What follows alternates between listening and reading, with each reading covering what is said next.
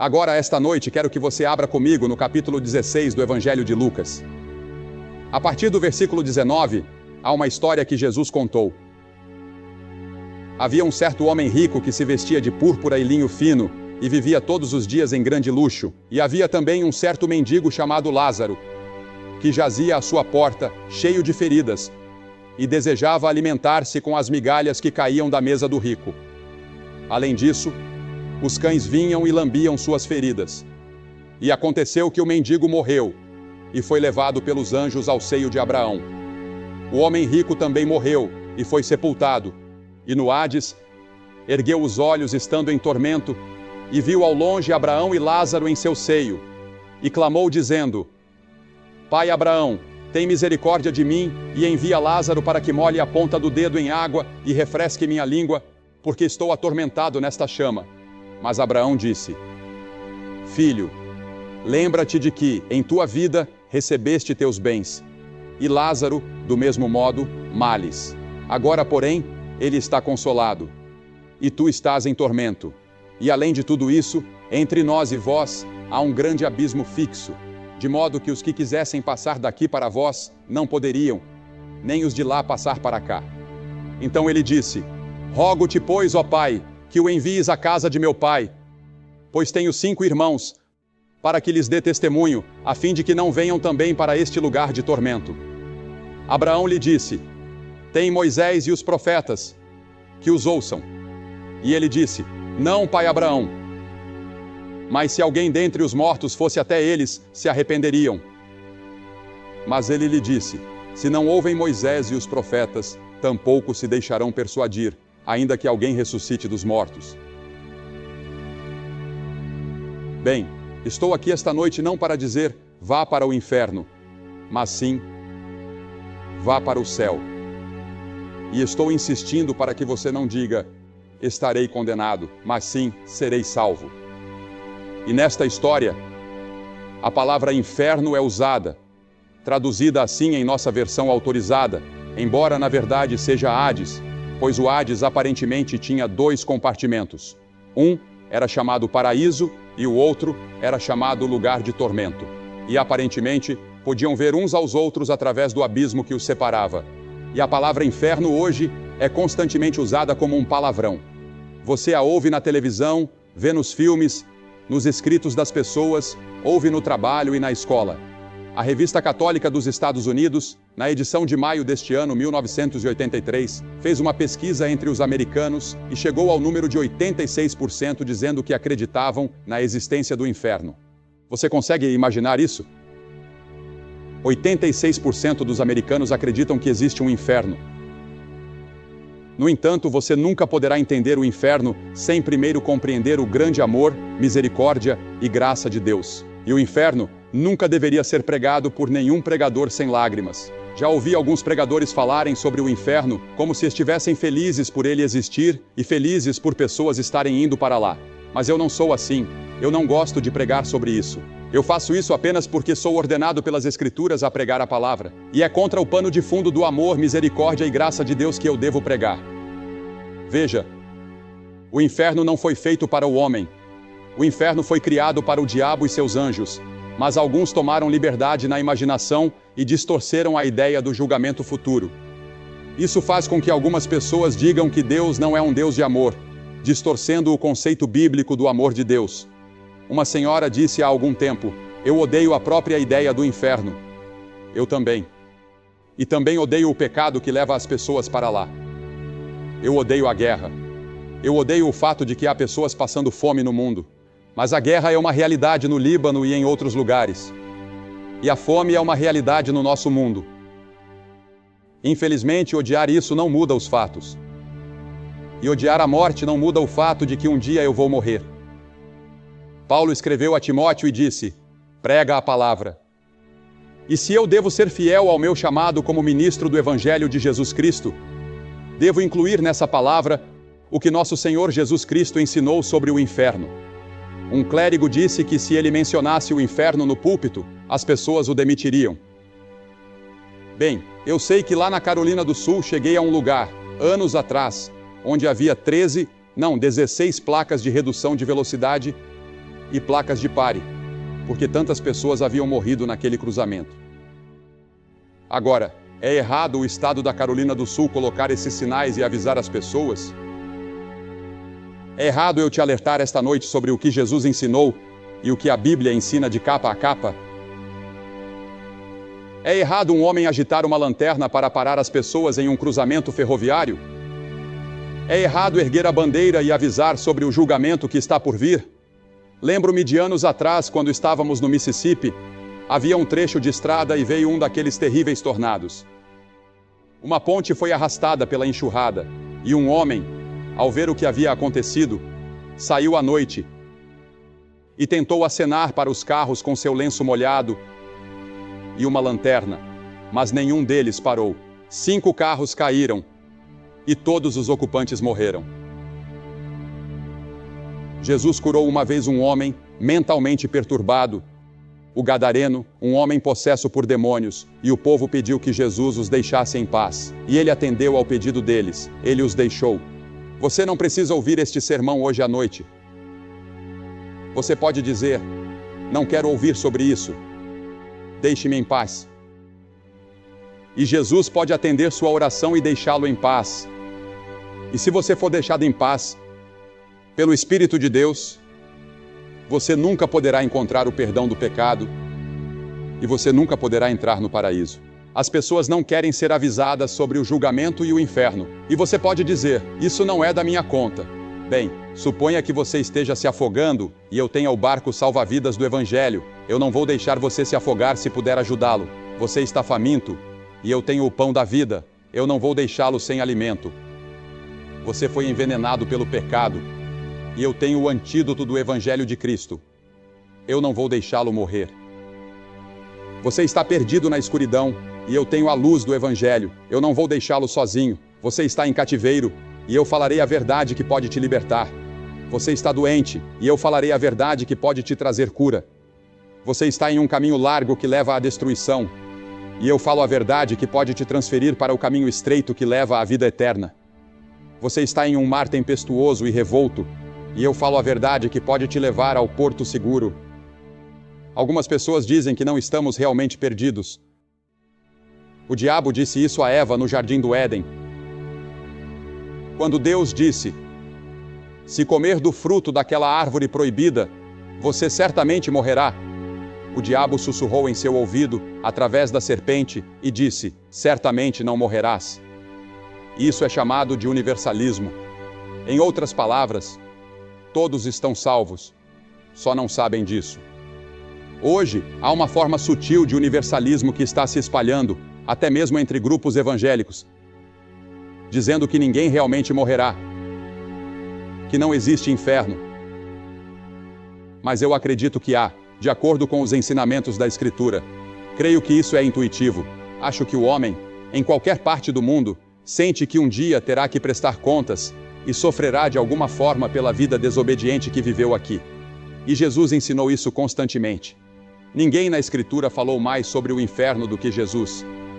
Ele disse, todo aquele que disser, tolo, estará em perigo do fogo do inferno. Mateus 5:22. Ele disse em Mateus 13, o Filho do Homem enviará os seus anjos, e eles ajuntarão do seu reino todos os que servem de tropeço, e os que cometem iniquidade, e os lançarão na fornalha. Ali haverá pranto e ranger de dentes. Em Mateus 25:41 ele disse, então dirá também aos que estiverem à sua esquerda, apartai-vos de mim, malditos, para o fogo eterno, preparado para o diabo e seus anjos. E ele disse, se a tua mão direita te faz pecar, corta-a, pois é melhor entrar na vida manco do que, tendo as 2 mãos, ser lançado no inferno. Ele ensinou que é melhor passar pela vida com um olho, uma mão ou uma perna, a menos do que ir para o inferno com tudo. A Bíblia ensina que existem pelo menos 3 tipos de inferno. Primeiro, há o inferno no coração. Milhares de pessoas aqui esta noite têm o inferno dentro de si. E é aí que tudo começa. Grande parte do mundo assume que a natureza humana é boa, mas a Bíblia ensina que por natureza somos maus.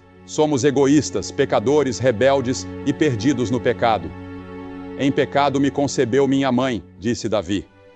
Somos todos pecadores e nascemos em pecado. E quando chegamos à idade da responsabilidade, talvez aos 7, 8, 9 ou 10 anos, escolhemos pecar.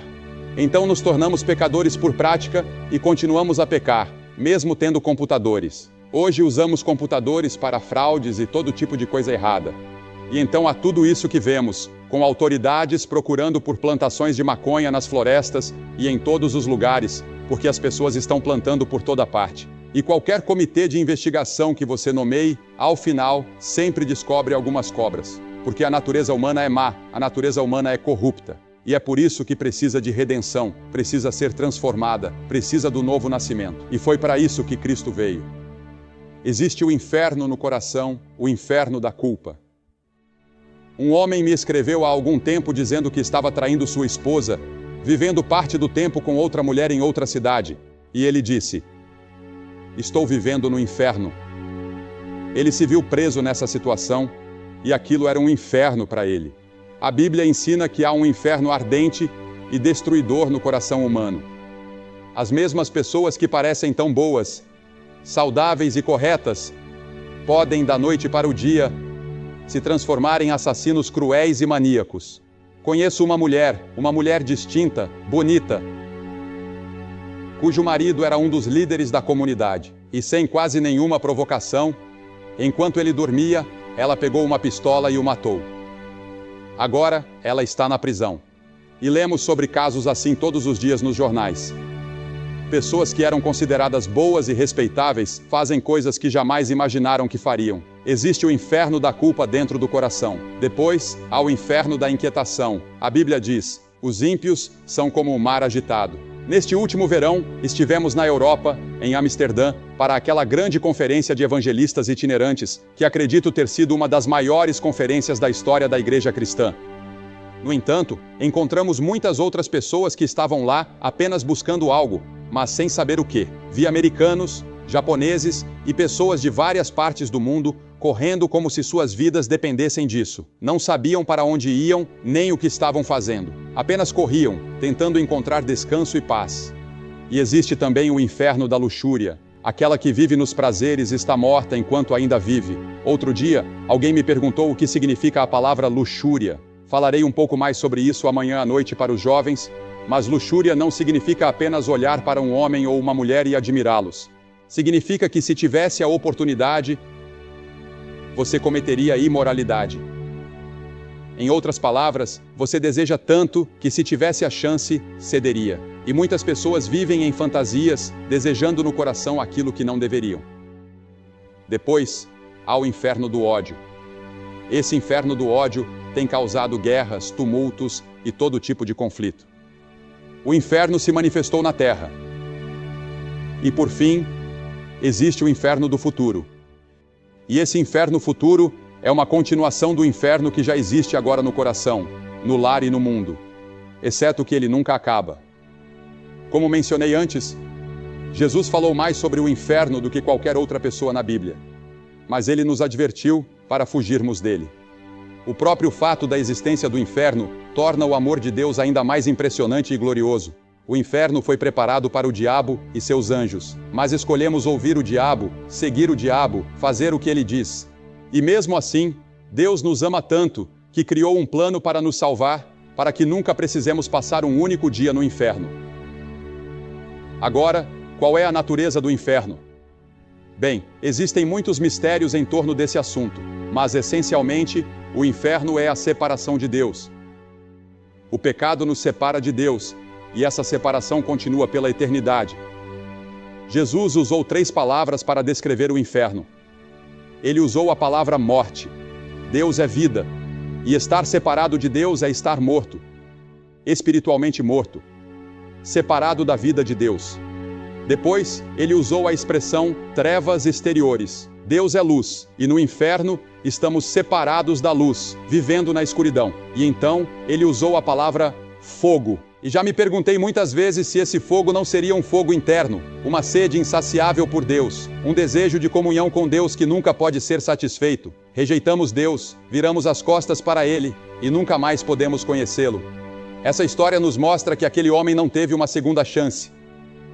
Mostra também que no inferno ele se tornou evangelístico. Ele queria alcançar seus irmãos. Pense nisso, ele estava no inferno. e queria que alguém fosse até sua casa avisar seus irmãos para que não fossem para lá, para que fizessem qualquer coisa, menos ir para aquele lugar. E aqueles que já partiram, que talvez estejam sofrendo as dores do inferno agora, se pudessem estar aqui hoje à noite, diriam a você: afaste-se, não venha para cá. Arrependa-se de seus pecados, receba Cristo, tenha certeza do seu relacionamento. Não vá para este lugar. É o banimento da presença de tudo o que é alegre, bom, justo e feliz. E as Escrituras dizem: prepare-se para encontrar o seu Deus. Você sabe, nós nos preparamos para tudo, menos para a morte. Nos preparamos para a educação, negócios, carreiras, casamento, velhice, mas não para o momento do julgamento. Fazemos todos os tipos de seguros possíveis e nos preocupamos com aposentadorias, previdência social e tudo mais. Mas você tem certeza do seu relacionamento com Cristo?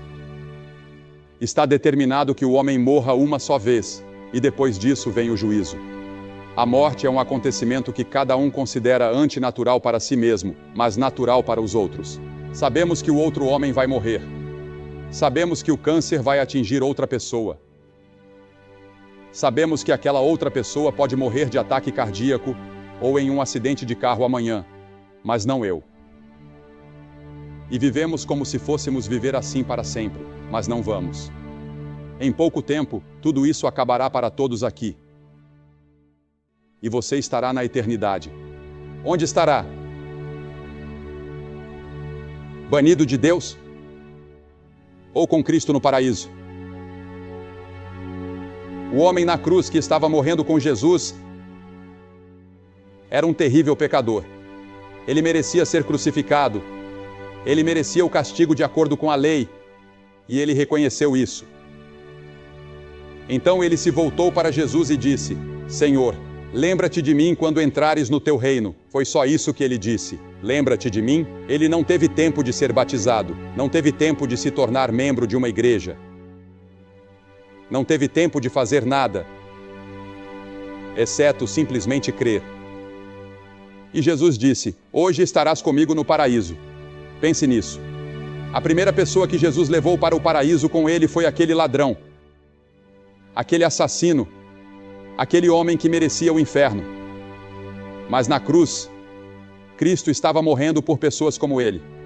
E Cristo estava morrendo por pessoas como você. E as pessoas mais difíceis de alcançar não são aquelas como ele. Elas sabem que são pecadoras. Elas sabem que precisam de Deus. São pessoas como algumas de nós aqui esta noite, bem vestidas, vamos à igreja, temos um pouco de religião, mas não é a primeira coisa em nossas vidas. Não é a coisa mais importante em nossas vidas. E temos apenas religião suficiente para nos impedir de receber uma verdadeira dose de salvação em Cristo. Você foi imunizado e sente que não tem uma necessidade espiritual. E aquela pessoa que diz que é feliz, que tem uma boa renda, um bom emprego, uma boa família e tudo mais. Eu não preciso de Deus. Eu não preciso de Cristo. Para que eu preciso dele? Você vai precisar dele, irmão e irmã. Você vai precisar dele desesperadamente em breve. É melhor vir agora enquanto tem oportunidade. A Bíblia diz: agora é o tempo aceitável, agora é o dia da salvação. Venha enquanto pode. Você não pode vir a Cristo a qualquer momento que quiser. Você só pode vir quando o Espírito Santo o convencer e atraí-lo, quando a palavra de Deus for proclamada. Você vir a Cristo? Você que está assistindo pela televisão, pegue o telefone e ligue para o número que vê na tela. Há conselheiros esperando para falar com você agora mesmo. E se a linha estiver ocupada, ligue de novo, e de novo, e de novo. Eles estarão lá durante toda a noite para conversar com você e ajudá-lo. Como disse no início, não gosto de falar sobre este assunto. Mas é parte da Bíblia. E é uma parte importante dos ensinamentos de Jesus Cristo. E não estou dizendo essas coisas por mim mesmo. Estou apenas transmitindo a você o ensinamento de Cristo, o que Jesus ensinou. E faço isso com o coração quebrantado. Eu gostaria que não existisse inferno, mas ele existe. Eu gostaria que não existisse pecado, mas ele existe. Eu gostaria que não houvesse assassinatos, guerras e tudo mais, mas há. E há um inferno. Mas graças a Deus existe um céu, há um paraíso. E é lá que Jesus está. E quero lhe dizer hoje à noite, eu sei para onde estou indo. No momento em que você ler no jornal que Billy Graham está morto, você saberá que ele está mais vivo do que nunca. Eu estarei no paraíso e estou ansioso por isso.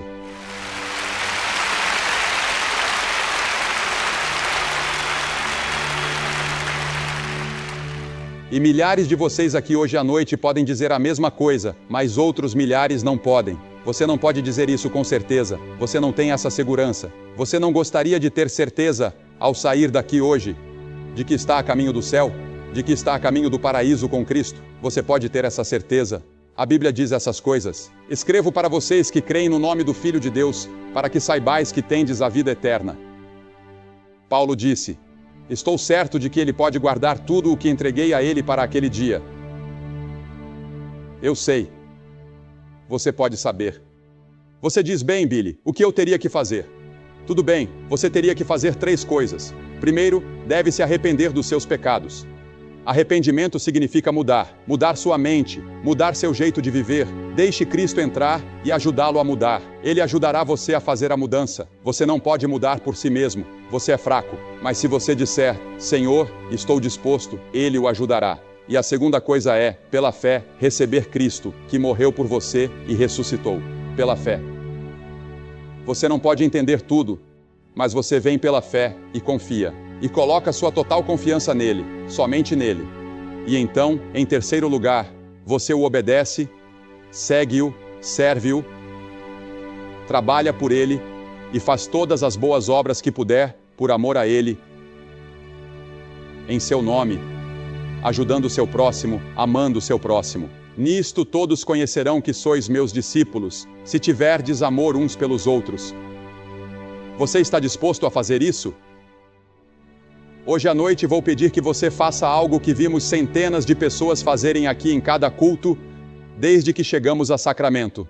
Vou pedir que você se levante do seu lugar e venha ficar na frente do palco e diga: ao vir, quero saber que estou indo para o céu. Quero saber que meus pecados estão perdoados. Quero saber que estou pronto para encontrar Deus. Se você está com amigos ou parentes, eles vão esperar. Você vem e fica aqui na frente. E depois que você vier, vou dizer algumas palavras a você, orar com você, lhe dar alguns folhetos, e você pode voltar e se reunir com seus amigos. Simples.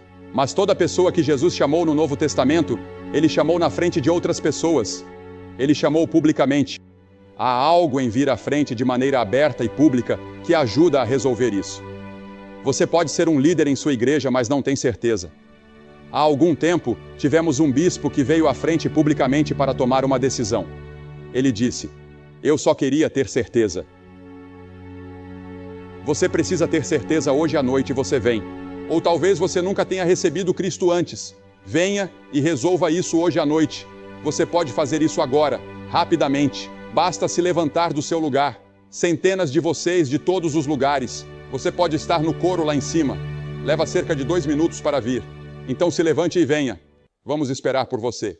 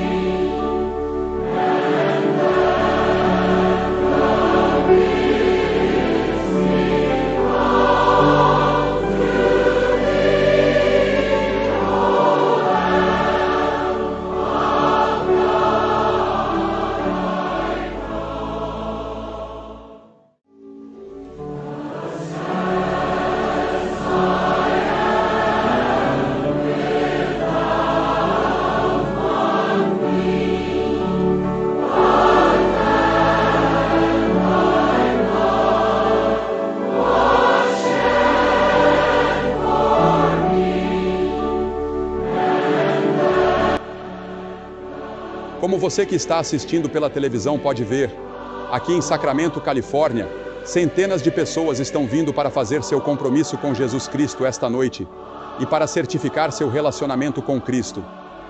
Você assume esse mesmo compromisso onde você está, pega o telefone e liga. Boa noite e que Deus o abençoe.